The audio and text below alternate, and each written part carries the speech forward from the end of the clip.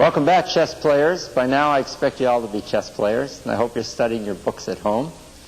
This evening, because of those books, I want to clear up a little frustrations you might be having.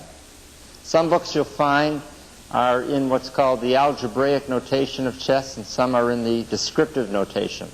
A lot of the English books are in the descriptive. If you buy any modern English books printed in the United States especially, they'll be in the algebraic.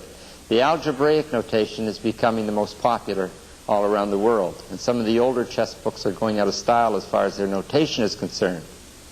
I want to, let's look over here, and so this evening we're going to really study chess notation. This is how to write down your moves to keep a record of your game, so that when the game is over, you can replay it and replay it, you can study it with your friends.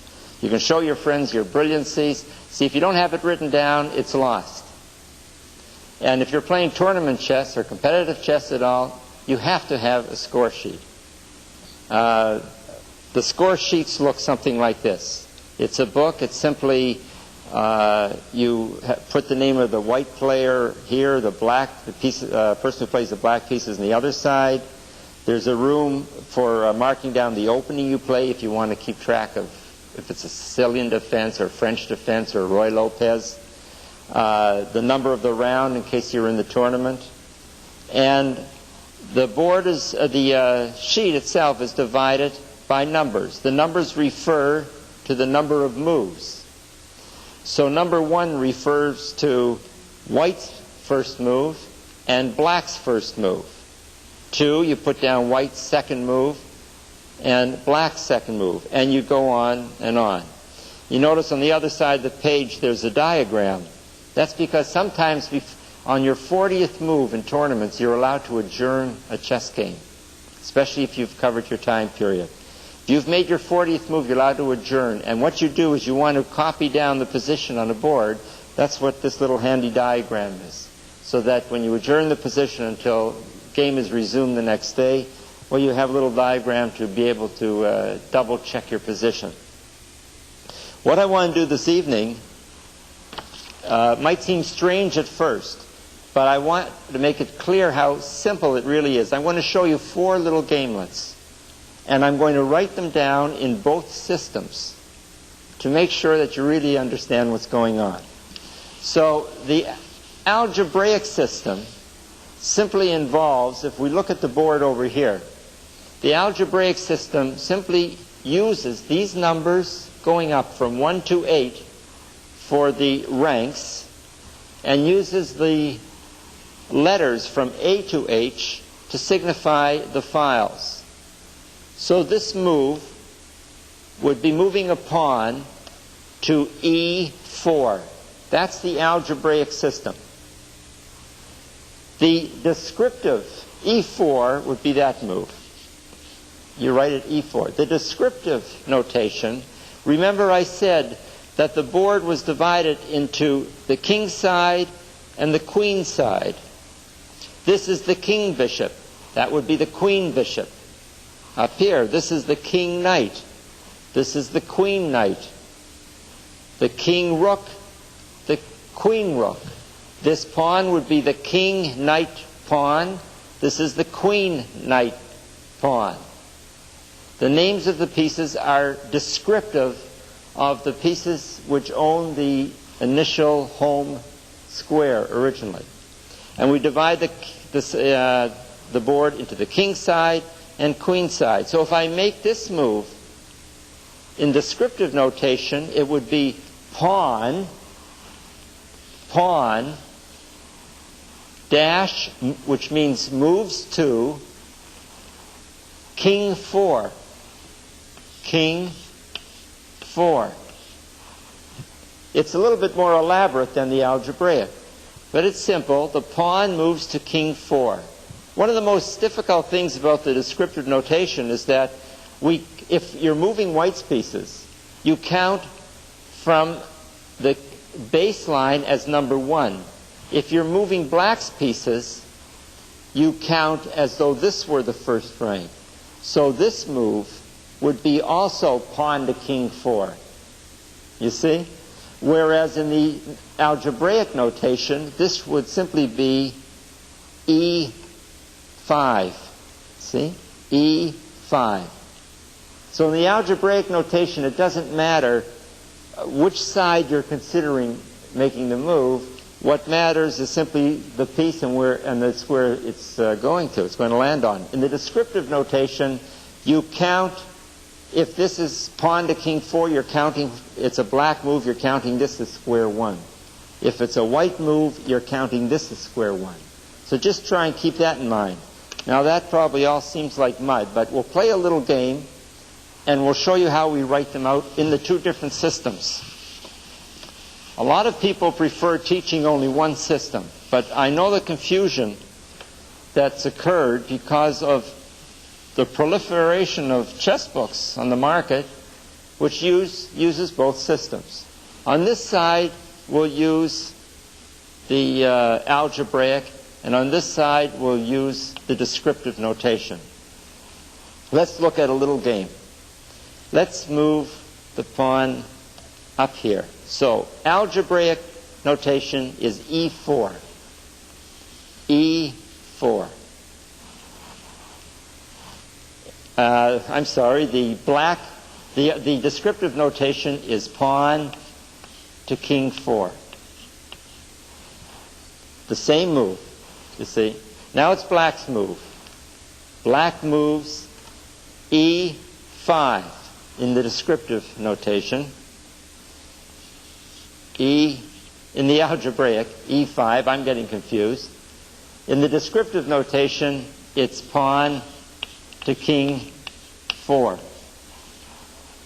E4 is equivalent to pawn to king 4. E5 by black is equivalent to pawn to king 4.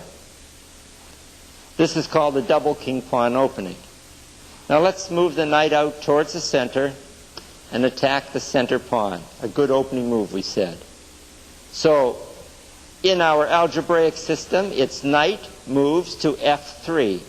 F3. And we write it, second move. Knight, we usually use N for knight. It's the phonetic, knight.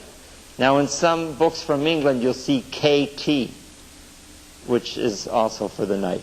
But in most books, use the N. Knight F3. Knight F3. The descriptive notation, you would write knight moves to king, bishop, 3. Knight moves to the king, bishop, 3. Follow that? Attacking the pawn. Black responds by bringing out this knight, which is a good move, bringing out a major piece towards the center and protecting the pawn that's being attacked. How do we write it? In the algebraic system, it's knight to C6. Knight moves to the name of the square, C6. Knight C6.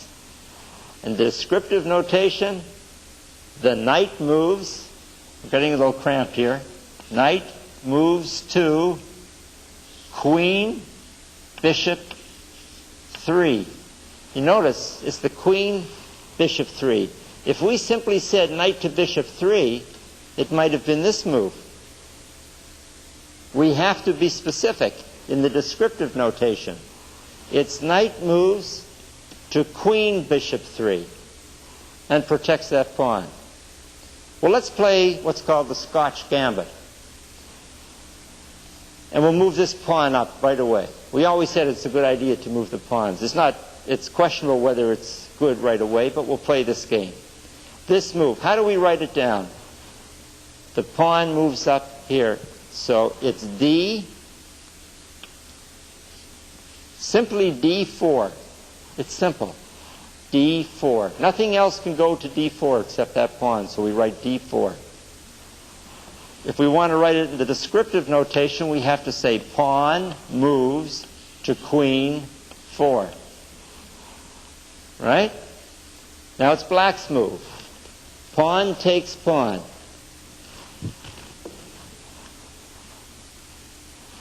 And we write it over here, E, D. Now that's tricky. E, D. But it certainly describes the situation, doesn't it? E, D. Nothing else on the E file can take anything on the D. So you just have to write ED. And of course, in the other system, you put down pawn, captures, pawn. We use the X for the capture sign. Pawn takes pawn. Now we could take it back right away because we're protected with two pieces. We're attacking it with two pieces. It's protected by only one. But it's a Scotch gambit. A gambit means we develop quickly. The bishop moves out here. We write that down as bishop to C4. Bishop C4. And over here, it would be bishop to bishop 4. You notice? We would have to say bishop to queen bishop 4 because this bishop can come out too to bishop 4. So it's bishop to queen bishop 4. Like so. Now it's black's move. Let's black come out and protect this advanced pawn. And what do we write down here? We write bishop to C5. Bishop C5. And over here it would be bishop moves to bishop 4. All these moves are the same as these. It's just two different systems. Bishop to bishop 4, protecting that. Now let's go on the attack for white. Knight moves up here. Notice the queen can take, but it can't be taken because of the bishop protecting it. The knight moves there. How do we write it? Knight to G5. G5. Fifth move. Knight G5. And in the descriptive, knight to king knight 5. The knight moves to the king knight 5. Now which system do you prefer? I think most people would prefer the algebraic because it's simpler. Let's look at the position right now. The knight and the bishop are both attacking this pawn. Remember I said that pawn is very weak, the F7 pawn, because the only piece protecting it is the king. So out comes the knight to protect it, to get another piece on it. Knight to H6. Knight H6. And in our other system, knight to king rook 3. Knight moves to king rook 3. KR3. King rook 3. Out comes the queen. Let's get another piece on that pawn. Okay? How do we write it? Queen to H5. Queen to H5. Sixth move. Queen H5.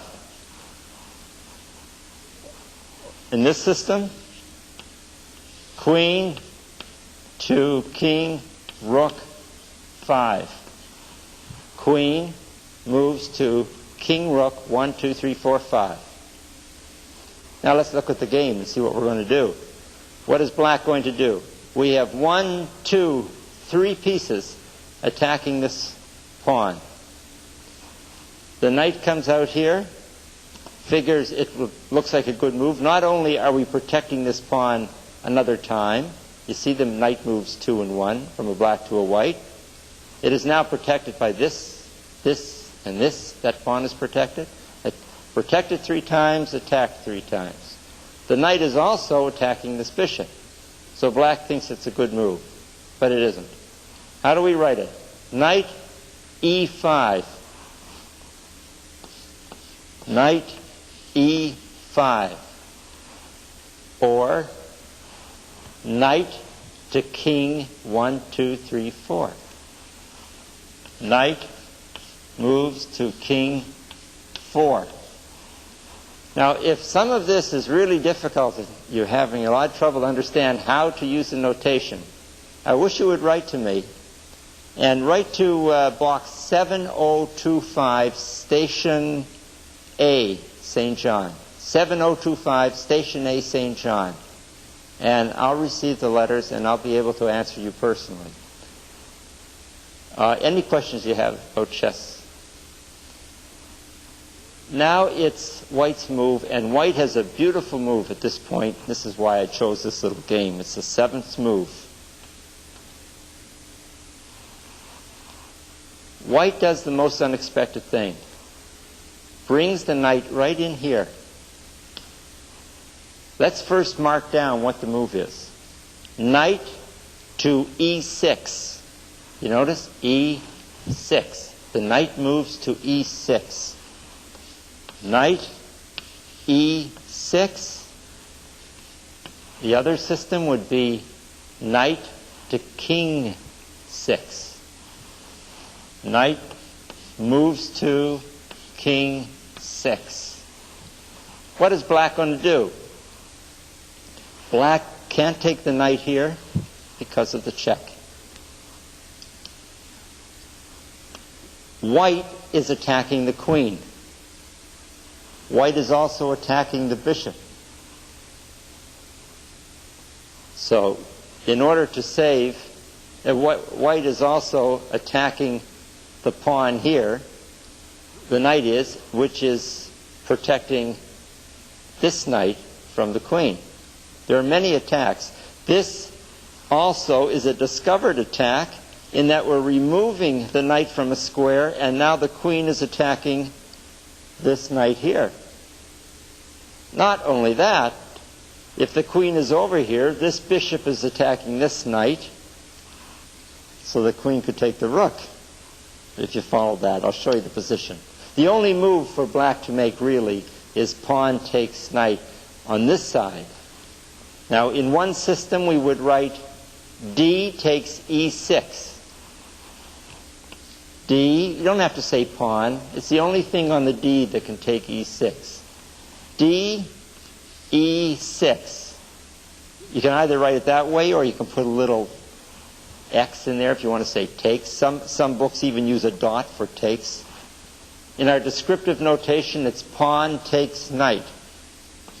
Pawn captures knight. 8th move. Now, queen gets the piece back. Queen takes knight. That's a descriptive move. Here, 8. Queen takes knight, or over here, queen e5. Queen takes the piece that was on e5. Now black resigns. Let's look at the reasons why. The pieces are approximately even. But how is black to save himself from losing a major piece? White is attacking this bishop.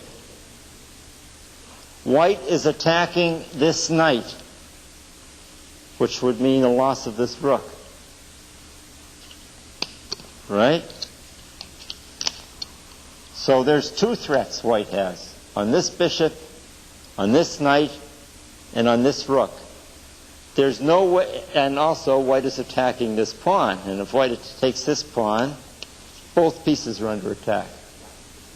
There are so many attacks by this centralized queen in this position that black has to lose a piece, and black resigns. I chose this cute, short little game so you could follow some of the notation. Now I have another one, and I'll use the same system of notation. Hopefully, you'll get used to it. So that's a quick little game.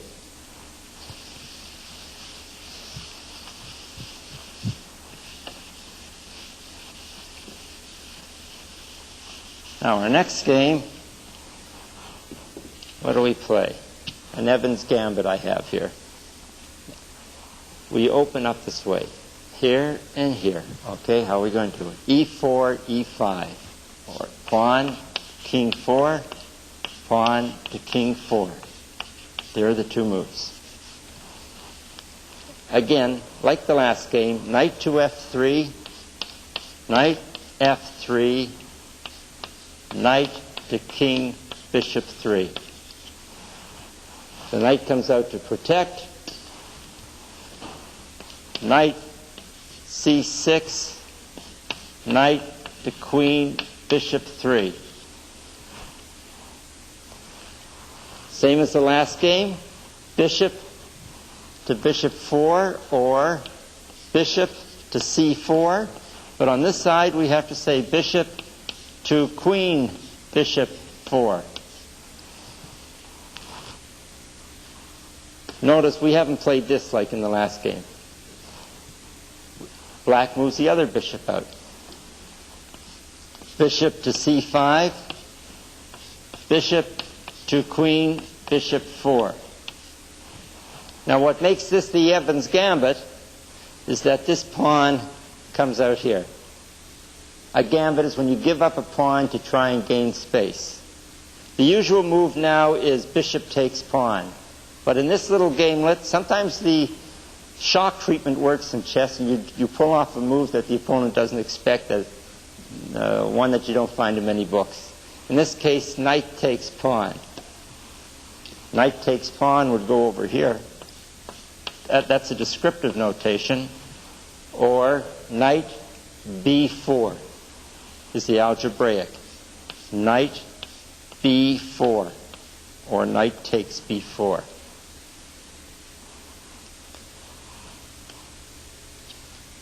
Knight takes pawn.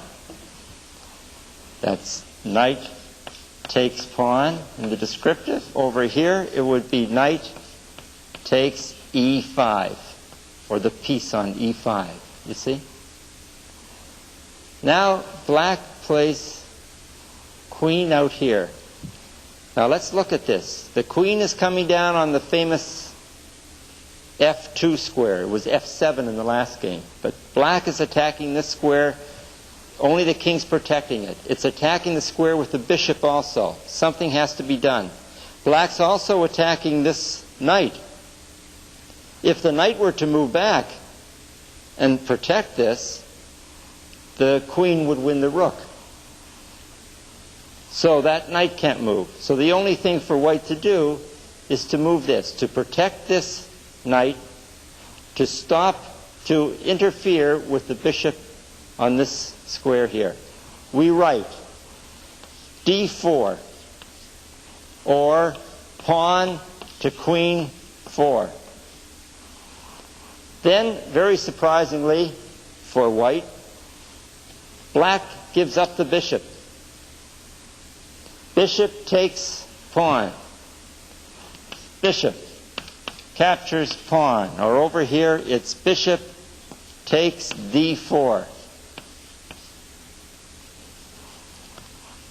Well, the only thing to do is queen takes bishop, or you'll be down a piece. Queen takes bishop. Over here, we would write it queen takes D4. Now, what can happen? Here we go. The knight comes in here, says check. Remember last week we talked about the tactical themes, the knight fork. The knight is attacking the king, the rook, and the queen. The knight is saying check. The king will have to move, and then of course knight takes queen. But the move is written over here. Knight takes C2, and over here it's knight takes bishop pawn. You understand how they're being written now? And it's check. Check is a little cross sign, or CH in some books. Check, or CK in some books. But no matter how they write them, you'll understand. In this position, black can resign because the queen is lost. And white is down the queen. and resigns the game. I'm just going to throw these out at you, mainly so that you'll enjoy the little games, little traps that maybe you'll want to try on some of your friends, but also so that you'll be able to know how to write down your moves, hopefully. We have time for a queen-pawn game, I think. We haven't shown many queen-pawn games. This is a pretty little one. Queen-pawn game is simply when we develop the queen-pawn before the king-pawn. Here we go. D4. D4.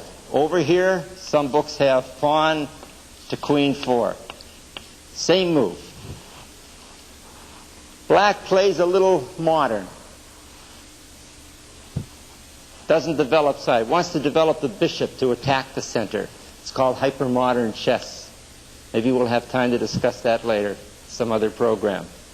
This move is B7, or could be pawn moves to queen, knight 2. Okay? Pawn to king 4. Now we have a broad center, right? Pawn to king 4, or over here it's E4. Bishop to knight 2. Bishop moves to knight 2. Or over here it's bishop to B7. White sets a little trap, hoping that black sees it. Hoping that black sees it. This is where we use psychology in chess. Bishop to D3. Bishop to D3. Over here it would be bishop moves to queen 3. Queen 3, 1, 2, 3. Black sees immediately that if this pawn could be taken away, this bishop could come down here, now that this bishop is gone, and trap the rook. You see that? Well, black does see it, and he falls for it. He wants this pawn to be taken. How do we write this? F5. F5 is simply all we have to write for the algebraic notation, but in the other, the descriptive, it's pawn to king bishop 4. Pawn moves to king bishop 4. Sure enough, white seems to fall for it. Pawn takes pawn. Pawn takes pawn. Over here it would be E takes F. Right? Black comes down, very happy with himself, has won the rook. Bishop takes pawn. That'd be over here, wouldn't it? Bishop takes pawn. Over here we would simply put bishop takes G2, which happened to be a pawn. But look what's happened. Look how weak this is. Nothing's developed. Nothing at all. The queen comes out and says check. Right? Queen to H5, check. We write it this way. Queen, H5, check. Over here it would be queen moves to rook 5, check. The king can't move. Remember the fool's mate we showed you? King can't move. That's the only way to stop it. The pawn moves up to G6. So that would we'd simply write G6, or pawn moves to knight 3. Pawn moves to knight 3, or G6. We take this pawn. Now we're threatening a mate. You see? We take this pawn. So it's F takes G. F takes G, or pawn takes pawn. Now black thinks he saved himself, because if the pawn moves and says check, the knight will take the queen that's doing the check. So knight to F6. knight f6, knight moves to king, bishop 3. And we come right in and take it anyway. Pawn takes pawn. It would be over here. Pawn takes pawn. Over here we would simply put, what was it? GH. G takes H. Saying check. The knight captures the queen. F6, H5. Or knight H5. Or, if you want, knight takes H5. Over here, it would be knight takes queen. And the 8th move is our last move. The bishop comes down here. It says checkmate. D3 to G6, or bishop to G6, mate. Some books have it like this for a mate. Some books have it checkmate. The other, in descriptive notation, it's bishop to knight, you see, to knight 6. Bishop to knight 6, mate. Now, do you see that? Bishop moves down here. It's like the fool's mate. So although black thought he was being very wise in capturing the rook, which he was never able to capture, white did come in and give up a queen and mate with the bishop because of the weakness of the white square. I hope you're getting used to the notation and that I'm helping you solve some of the problems you're having with the books. For some reason, unless you use the books a lot, it does seem to be a bit of a problem. That will be all for this evening, and I hope to see you next time and play lots of chess this week. You'll enjoy it. Good night.